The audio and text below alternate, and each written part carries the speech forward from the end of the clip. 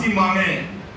हम लोग दरवाजे दरवाजे जाकर, चूंकि जीवन की सांस कब रुक जाए पता नहीं, कहां ठठरी पड़ा रह जाएगा पता नहीं, तो हम लोग कुछ करें। जब मैं पटना विश्वविद्यालय में पढ़ रहा था तो भोला जी थे, एक हमारे डॉक्टर साहब थे, डॉक्टर अंजनी कुमार, उन्होंने कहा कि चलो पासवान जी का दर्शन कराते हैं। तो सौभाग्य मिला था, वो देखा गौर वर्ण, दाढ़ी बढ़ी हुई, समाज के भविष्य हैं, कुछ करिए, इस वंचित समाज में पैदा हुए हैं, उसके दर्द को समझिए, और दर्द को जब समझिएगा तब कुछ कर पाइएगा। यह सौभाग्य की बात हमारे लिए थी। 1982 में मैंने उनके दर्शन भी किए थे। बहुत सारे वक्ता हमारे हैं, मैं समझता हूं कि अन्य लोगों को भी इतना वो आगे अग्रसर है, इस बात को भी आपको ध्यान देना चाहिए। लेकिन हम इस बात को इसलिए आपको रेखांकित कर रहा हूं सिर्फ आपको, और ध्यान आकृष्ट करना चाहता हूं कि बोस इंदिरा साहनी बड़ा भारत सिंह के में जो जजमेंट है ऑनरेबल सुप्रीम कोर्ट का 6-3 के बहुमत से और जस्टिस रामनंदन कमेटी बनाई गई और उसमें कहा गया कि पिछड़ापन की पहचान कीजिए और उसी का उपज है। झोपड़ी में ही उन्होंने जीवन गुजर बसर करने का काम किया था और आज तक उनका मकान ज्यों का त्यों पड़ा हुआ है। तो वैसे महापुरुष जिन्हें मैं झोपड़ी का लाल कहूं या एक मिट्टी का सपूत कहूं, जिन्होंने बहुत बड़े बड़े कार्य करने का काम इस बिहार की धरती से उन्होंने करके दिखलाने का काम किया था और देश दुनिया को एक संदेश देने का काम किया था। हमारे स्वर्गीय भोला बाबू स्वतंत्रता सेनानी थे, भारतीय, और उसको कैसे इंटरव्यू से किया जाए उस काम में लगे हुए हैं। मैं बड़ा आभारी हूँ आदरणीय सांसद जी, इन्होंने लैंडलेस लेवल पे जब समरसता को इन्होंने जोड़ा भूमिहीनों से। तो इस देश का भूमिहीन है, इस देश का जो बिल्कुल गरीब तबका है, उससे कैसे संघ से जुड़ाव बने और संघ कैसे उनके मुद्दों को लेकर के आगे बढ़े, ताकि उनका जो सामाजिक समस्याएं हैं या उनकी जो आर्थिक समस्याएं हैं उसको कैसे निपटान किया जाए। तो एक उसको लेकर के लगभग 20 यूनिवर्सिटी में एक सर्वे हुआ और हम लोगों ने भी यहाँ पे एम कॉलेज में सेमिनार किया था। हम लोगों ने उस पर हम लोगों ने लैंडलेस लेवल पे एक लगभग 22 आर्टिकल्स का हमने किताब छपाया था और उसमें एक अच्छा सर्वे रिपोर्ट उसमें दिया हम लोग, जिसमें काम किया है। और बिल्कुल लगातार श्याम प्रसाद जी लगे हुए हैं समरसता काम में कैसे लैंडलेस लोगों को जोड़ा जाए। जमीन एक तो विभिन्न जातियों में आपस में कोई तनाव न रहे, बनाव रहे और समाज ढंग से चले, सबका गुणवत्ता सबके साथ रहे, सबकी सुरक्षा सबके साथ में रहे। साथ साथ मतलब जो वर्ग है, जो सबसे गरीब वर्ग है, उसको कैसे हम आगे बढ़ाएं, इस बात के लिए हम लोगों ने बड़ा काम किया है। हमने बिहार में प्रयास किया कि बिहार में क्या है कि अपने ढंग से मतलब कई जातियों का बिहार में शेड्यूल कास्ट की लिस्ट में जोड़ा गया। तो शुरू में लोगों ने विरोध किया था, बाद में लोग स्वीकार कर दिया। उनकी स्थिति है, चाहे तांती समाज के लोग हों, पान समाज के लोग हों, चौपाल समाज के लोग हों, इन लोग को बाद में जोड़ा गया शेड्यूल कास्ट की लिस्ट में और लोगों ने स्वीकार भी कर दिया। लेकिन है कहीं कंफ्यूजन अगर है कि अभी काम बनता है समाज संस्था के लोगों का, उन तमाम समाज के लोगों की जो आर्थिक और सामाजिक स्थिति है लगभग वही स्थिति है जो अन्य समाज के लोगों का। तो कैसे उनको आत्मसात किया जाए, उनको आपस में कैसे चला जाए, एक बड़ा काम है, वो भी हम सब लोग कर रहे हैं। साथ साथ जो पसमानदा समाज है, जो बड़ी संख्या में मुसलमान समाज में जो पीड़ित रहे हैं जाति व्यवस्था के, उनको भी कैसे अपने साथ लेकर चला जाए, यह भी बड़ा सवाल है। उसको भी हम लोगों ने एड्रेस किया है। और ओवरऑल मुसलमान समाज भी एक इस जो बृहत्तर हिस्सा है भारत के समाज का हिस्सा बने और जुड़े, यह प्रयास भी हम लोगों ने किया है। कुल मिला के हम सब लोग लगातार जो प्रोग्राम पिछले 5 सालों से मैं कर रहा हूँ, मैं इसी में कर रहा हूँ कि कैसे समाज को आपस में सामाजिक दूरियाँ कम, आर्थिक रूप से जो विपन्न लोग हैं कैसे एक होकर चले, इस बात की आवश्यकता है। उसके लिए हम लोग प्रोग्राम करते रहे। कभी दलित महादलित के नाम पे, कभी हम सब लोग दलित समाज और प्रसन्न समाज के नाम पे हम लोगों ने किया है। इस तरह से जोड़ करके हम लोग करने का प्रयास करते हैं। जो कहा कि रैंडेस्ट लेवल का काम किया हम लोगों ने, उस पर संविधान का बड़ा योगदान रहा, उनका बहुत मदद मिला हम लोग को। एक चिन्हित करके उन लोगों को कैसे उनको लाभान्वित और लाभ दिया जाए, तो हम लोगों ने तय किया कि साहब उसके सरकार से या मिनिस्टर से हम लोग मिले।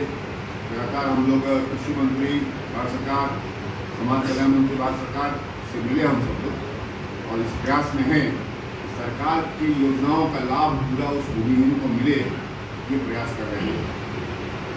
इसके लोग कई वर्ग आजकल जो हुए हैं, उन वर्गों में आपस में कहीं न कहीं कोई डिफरेंस ना रहे। और इसी का भी EWS वर्ग हो गया है, आर्थिक रूप से जो विपन्न वर्ग है वो भी एक वर्ग है।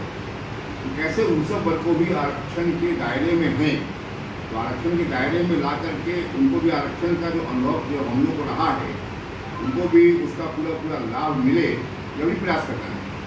कोई किसी की हकमारी नहीं कर रही है। इसीलिए हम सब लोग कैसे उन वर्गों को चिन्हित करके और जिनका कॉमन इंटरेस्ट है, जिनका एक सामूहिक हित है, उसको लेकर चलने की बात होनी चाहिए। मैं बड़ा आभारी हूँ कि राणा प्रताप बेटे में राणा प्रताप प्रांत के बौद्धिक प्रमुख हैं, प्रांत क्षेत्र के। ये क्षेत्र हमारा है संघ के दृष्टिकोण से, और बिहार झारखंड है, उसमें बौद्धिक प्रमुख है। आज लॉटरी से बिहार में प्रिंसिपल का कॉलेज अलॉट हुआ है। मुझे कहने बड़ी खुशी है कि आप लोग के प्रयास से लगभग इस राज्य में लगभग दर्जनों कॉलेज हैं जो शहर में, शहरी कॉलेज में दलितों को प्रिंसिपल बनने का मौका मिला है। ये बड़ी बात है। तो बहाली बड़ी संख्या में हुई है। पिछले इधर 4 वर्षों में लगभग बहाली 12,000 बहाली हुई है। इस 12,000 बहाली में लगभग 3,000 की संख्या शेड्यूल कास्ट ग्रेड की है, बड़ी संख्या है। उसी ढंग से पटना जिले में, पटना शहर में जो 2 कॉलेज है, उस 2 कॉलेज में शेड्यूल कास्ट के प्रिंसिपल बने हैं, तो लॉटरी की काम हुआ है।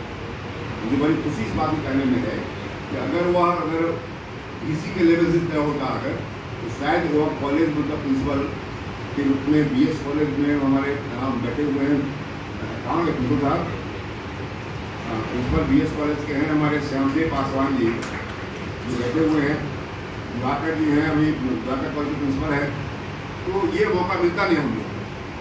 इसलिए मुझे लगता है कि जो सिस्टम वर्तमान गवर्नर साहब ने आप लोग पहले से जो प्रयास किया, कैसे सिस्टम को ट्रांसपेरेंट बनाया जाए, इसमें काफ़ी अच्छा रहा। और इन लोगों को मौका मिला बिहार पटना के कॉलेज में सेवा करने का।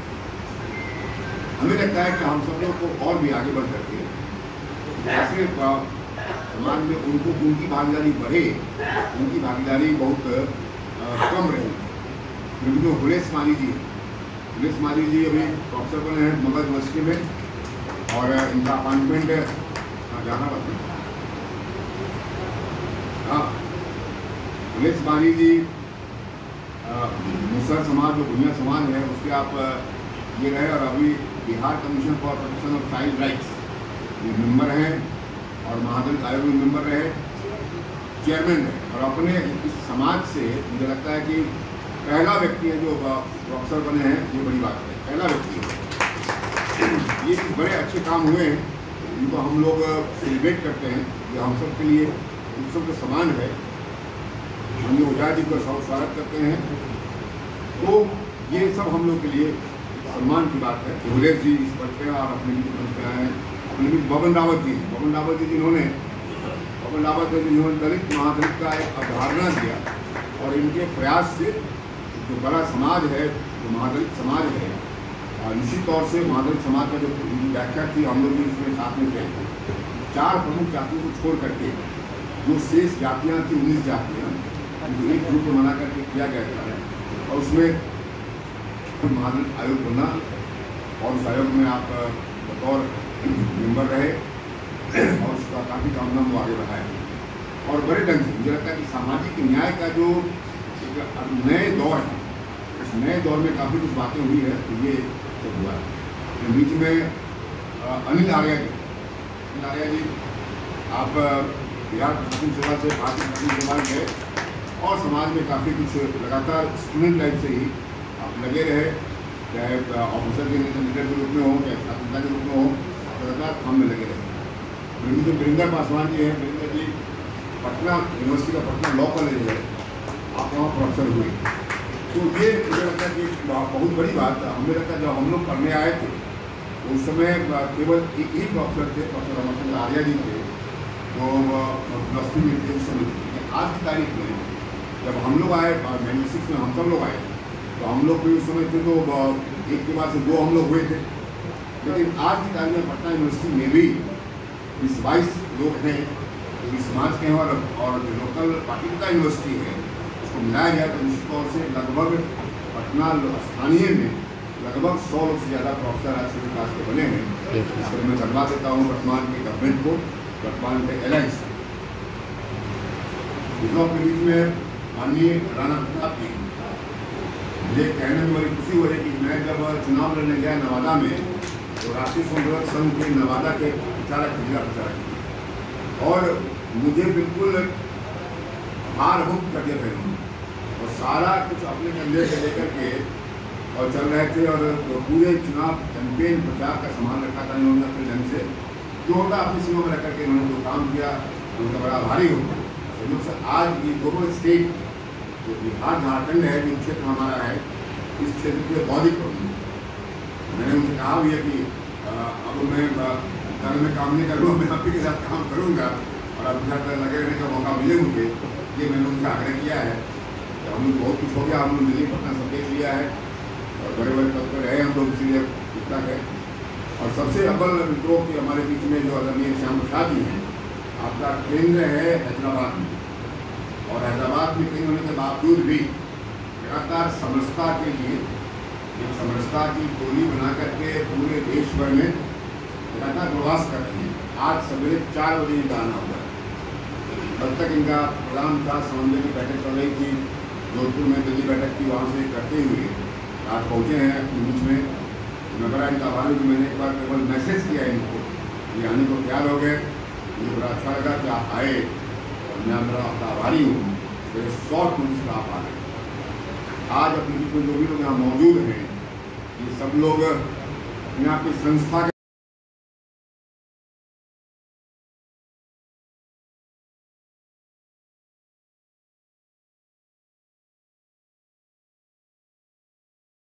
जाता है तो उसको आरएसएस के लोग गले लगाते हैं। मेरी अवधारणा आरएसएस के बारे में बदली और तब से मैं आप जैसे लोगों के कार्यक्रम में आना शुरू किया, आ रहा हूं, आगे भी आऊंगा।